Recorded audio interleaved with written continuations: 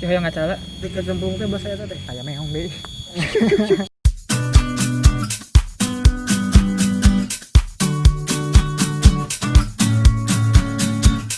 Assalamualaikum warahmatullahi wabarakatuh. Kembali lagi bersama saya Fajar Miraz Fauji di Fantastic Midbrain.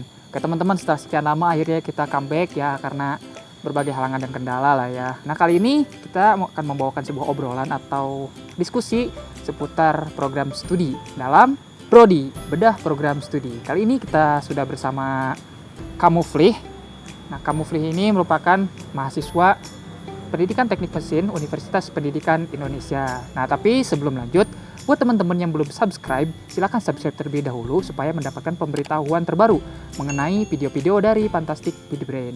Oke, kalau begitu langsung saja. Ciao. Baik nih, Kamuflih yang pertama mungkin bisa perkenalan dulu ya. Oke. Perkenalkan, nama saya Muflih Abror Zen. Saya dari jurusan Pendidikan Teknik Mesin. Kemudian saya angkatan 2019 berarti bareng sama Kang Fajar juga. Oke, sebagai awalan mungkin ya. Kamuflih ini di jurusan Pendidikan Teknik Mesin ya. Ini memang cita-cita dari awal atau di pertengahan jalan baru kepikiran atau bagaimana? Mungkin bisa diceritakan juga dari perjuangan pas SMA gitu ya. Bagaimana sampai sekarang masuk di jurusan Pendidikan Teknik Mesin ini? Sebenarnya awalnya dulu pas masuk SMA itu saya emang udah ke depan itu berpikirnya kepada pendidikan. Nah ya pendidikan, kemudian ada awal-awalnya itu kepada ini sih, saya lebih suka pada akademik, misal kayak ya matematika, fisika, tapi kimia ya dikit-dikit lah. Nah di sana itu saya lebih sukanya itu mata pelajaran yang teori, tapi selain teori juga saya sukanya tuh praktek gitu. Jadi saya dulu tuh berpikir bagaimana saya suka pelajaran teori, tapi saya juga suka praktek nih, jurusan apa yang memadai atau yang seperti itu gitu, yang saya inginkan gitu. Nah setelah saya pikir-pikir, setelah ada masukan-masukan juga dari teman-teman juga khususnya, nah ketemulah Pendidikan Teknik Mesin di UPI gitu. Jadi di sana itu selain mempelajari pelajaran yang eksak kayak fisika, kemudian matematika, nah di sana juga bareng dengan prakteknya juga. Jadi kayak kita menghitung, misal kalau kendaraan di motor tuh ada roda gigi yang gitu-gitu. Nah jadi sana kita hitungan fisikanya ada, matematikanya juga ada tentang sudut derajat di situ. Nah setelah gitu kita bisa langsung dibuat gitu si barangnya itu, dipraktekkan dengan mesin-mesin yang ada gitu. Oh iya.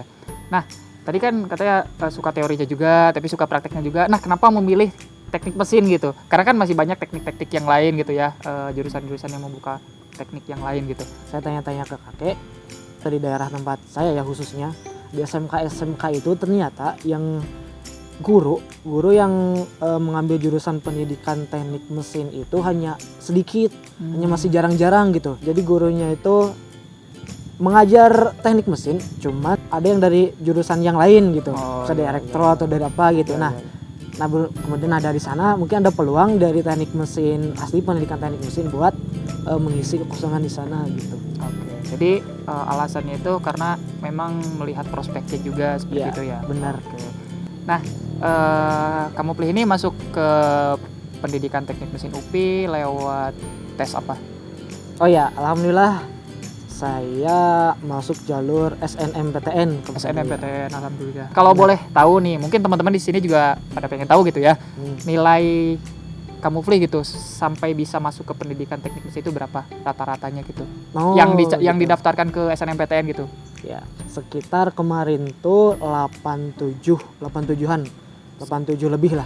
Sekitar 87 lebih. Ya, 87. Ya. Udah aman insya Allah. Ya.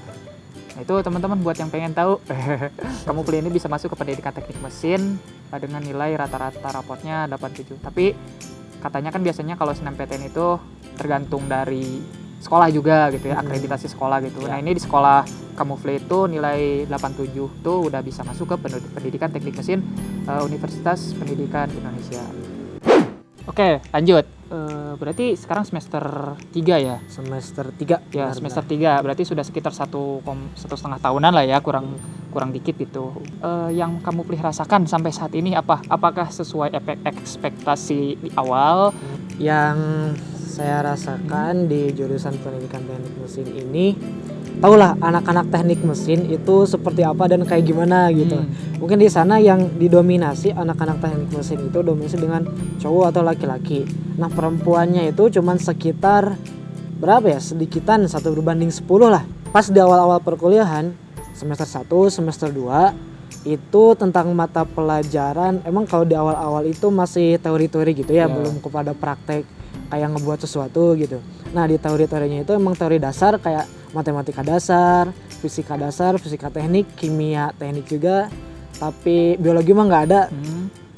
Tapi kalau matematika mah udah jelas, udah ada gitu. Nah, di sana masih teori, tapi kalau misalnya praktek itu paling prakteknya kayak di fisika, kayak praktek gaya gitu, kemudian tekanan gitu, di sana bikin laporannya juga, nah kayak gitu. Nah, itu praktek yang di eksaknya. Nah, kemudian kalau misalnya buat praktek yang sesungguhnya di teknik mesin aslinya itu di semester 2 dan semester 3. Semester 2 itu ada mata kuliah pengerjaan logam. Dari logam itu kita dibuat gitu kayak mengikir, kemudian dibubut, kemudian dibuat sedemikian rupa dengan apa bentuk yang kita inginkan. Yang mengasah keterampilan seperti itu ya. Mengasah keterampilan juga, benar.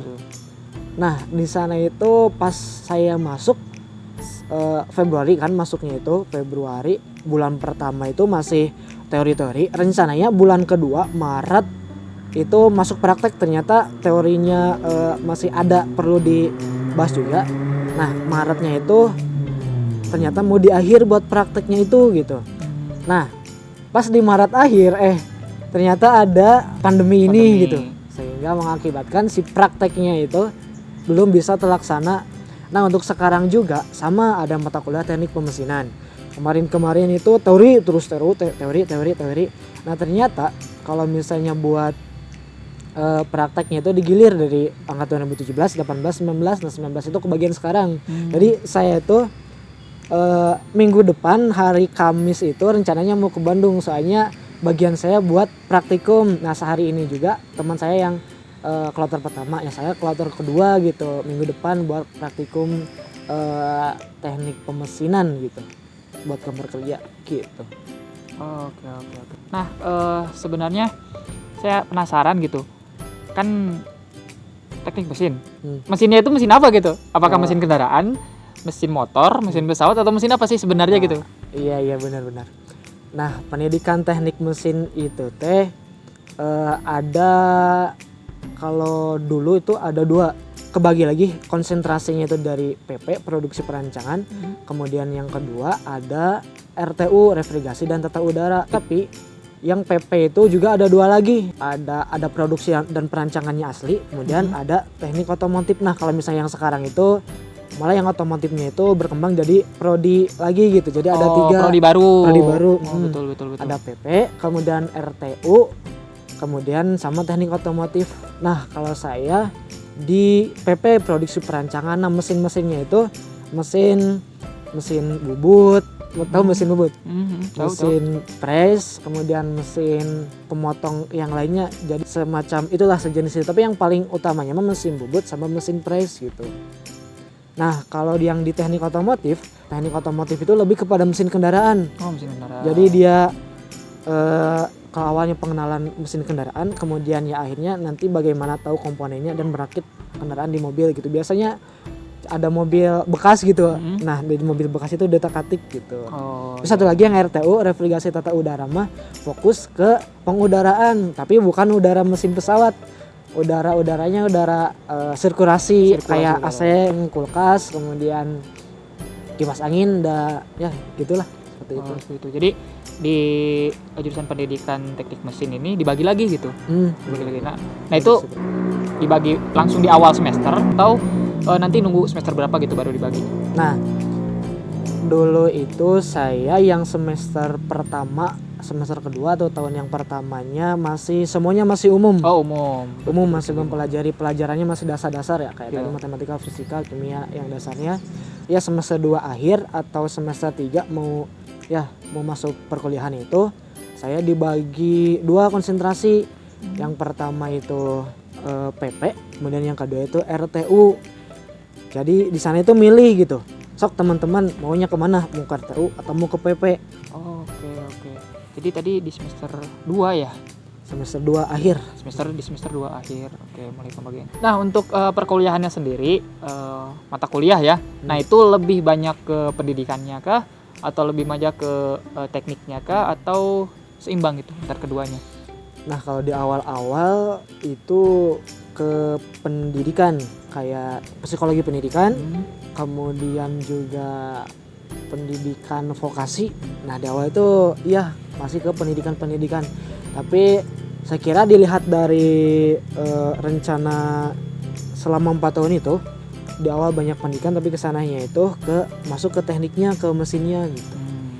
Jadi seimbang lah kalau misalnya banding-bandingkan. Kalau dibanding-bandingkan itu seimbang lah gitu ya antara pendidikan dan tekniknya. Ya. Nah, selanjutnya nih, nanti yang kamu pilih tahu ya, untuk prospek kerjanya sendiri nih, lulusan dari prodi pendidikan teknik mesin ini apa gitu? Jelas lah, pasti kalau misalnya pendidikan teknik mesin pasti ke guru itu udah pasti jelas gitu. Lanjut. Selain itu yang saya tahu dari alumni itu bisa juga ke konsultan katanya, konsultan teknik pemesinan, atau juga bisa jadi kalau misalnya di laboratorium tuh ada penjaganya, namanya siapa ya? Laboran. Ya kalau laboratorium, kalau di fisika kimia laboran, terus kalau di teknik mesin mah apa ya namanya tuh?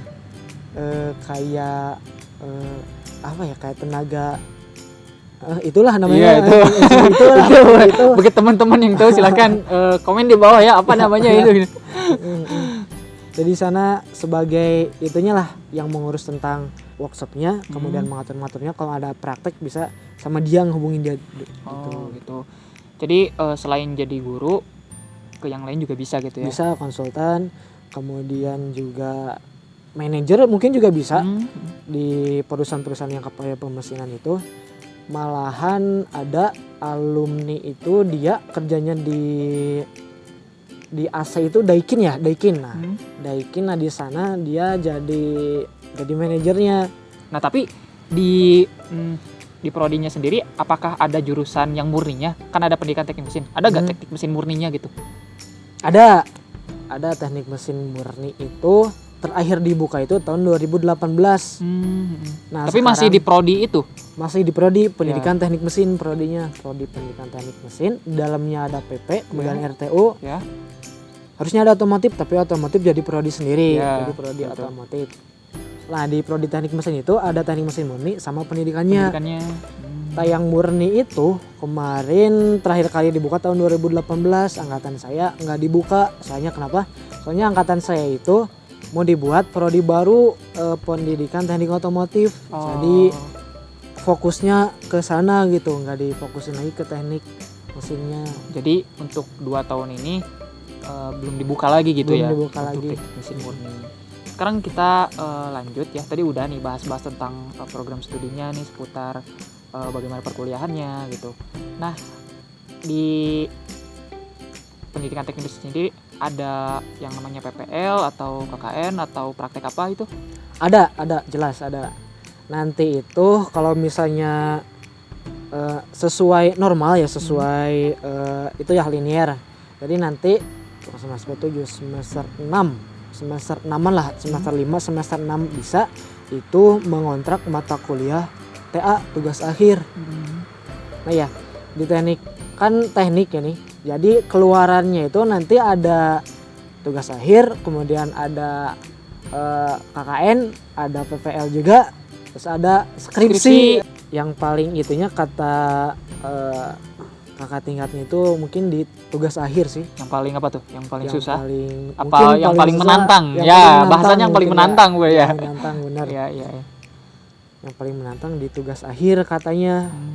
Soalnya tugas akhir itu, oh iya ada satu lagi PI praktek industri, jadi 5. Kalau di SMK itu apa prakerin ya? Ya, kalau di SMK prakerin, praktek kerja industri. Ya, siap. Jadi ada 5 atau nambah lagi satu Ayo. lagi. Ya. Biar semakin tertantang juga gitu. Jadi kalau prakerin itu nanti bukan prakerin, Praktek industri. praktek industri PI. Itu nanti datang ke sebuah pabrika, nanti dicatat analisisnya atau bagaimana tuh? Yang tadi juga yang tugas akhir gitu kan. Barangkali di sini teman-teman ada yang belum tahu gitu. Benar. Katanya kalau yang saya tahu itu praktek industrinya itu kita tergantung dosen. Kadang ada yang dosen, kadang yang kita mau gitu. Misalnya kita mau praktek kerja industrinya di perusahaan otomotif gitu. Jadi ada ini dosen di otomotif. Nah di sana kita prakteknya di sana. Kemudian nanti buat laporan juga. Terus juga, nah di sana bisa kita manfaatin buat menyusun tugas akhir gitu. Jadi tugas akhir kita, bisa praktek industri itu disesuaikan dengan tugas akhir yang kita ambil gitu. Jadi nanti ya satu kali mendayung, 2 gunung terlampaui lah gitu. 2 gunung ya gitu lah pokoknya. Nah tadi udah sedikit dibahas juga nih sama kamu Flih mengenai siklus belajar bukan siklus belajar sih apa ya, perkuliahan selama di pandemi ini. Nah menurut kamu Flih sendiri yang sekarang lagi dijalani gitu ya, dengan sistem daring seperti ini, apakah efektif atau tidak dan kenapa gitu bisa seperti itu? Ya, kalau menurut saya dengan adanya pembelajaran daring ini, kalau misalnya dirasa efektif sih masih kurang lah ya. Masih kurang kalau misalnya menurut saya gitu. Ya, gak apa-apa, jujur-jujuran aja. Daripada nggak sama sekali belajar gitu ya. Betul. Ya dengan adanya daring ini ya berusaha semaksimal mungkin buat efektif, karena memang beruntungnya masih di semester awal gitu. Jadi belum mata kuliah prakteknya itu belum terlalu banyak gitu. Jadi ya teori gitu. Nah si teorinya ini juga kadang dalam penyampaian proses lapangannya, jadi nantinya itu ada banyak kendala-kendalanya juga lah di sana tuh. Ada banyak kendala dosen dalam share PPT-nya, atau misalnya dalam Zoom-nya yang terbatas gitu. Atau misalnya saya juga sinyalnya gitu agak kurang gitu. Nah dari sana itu bisa menyimpulkan kalau misalnya pembelajaran dari ini masih kurang gitu, kurang efektif. Mengenai yang tadi, punya barangkali nih dari kamu Flih punya tips atau trik gitulah buat belajar secara efektif gitu dan efisien atau ya supaya kita mudah memahami gitu dalam ketika pandemi. Terutama ketika berada di rumah ya, belajar di rumah, terus bekerja di rumah kan suka jenuh tuh. Apalagi kalau di kamar lagi kan gitu, di rumah lagi gitu kan. Seperti apa kira-kira? Kalau menurut saya nanti kan di awal-awal perkuliahan, kalau kuliah ya, di awal-awal itu kita pasti ada kontrak beberapa mata kuliah. Nah 10 matkul. Nah di sana itu ini kalau misalnya daring atau nggak daring juga boleh diterapin kalau misalnya di awalnya itu. Itu dari 10 mata kuliah itu kita lihat mata kuliah satu persatu mata kuliah gitu. Di sana itu kita lihat, kemudian kita baca apa-apa saja yang perlu dipelajarinya per mata kuliah itu semua itu dibaca bahasan-bahasannya gitu. Boleh, nah dari itu tuh boleh dilihat dari atau tanya-tanya ke kakak tingkat atau dari minta ke dosen kayak silabusnya gitu. Ya biasanya kalau dosen awal-awal suka ada RPP atau RPS seperti itu ya. Jadi kita bisa lihat tuh di pertemuan ini materinya apa gitu, jadi kita bisa lihat dari sana gitu. Benar, atau kita ini selama 1 semester ke depan akan ngebahas ini gitu. Nah di sana gitu kita bisa tahu gini minimal semuanya tahu lah. Udah gitu kita bacanya baca kilat aja, baca kilat tek gitu. Tapi gitu, bukan cuma digini doang ya. Saya baca sekilas ya. Ya gitu. Scanning lah namanya itu. Ya, scanning.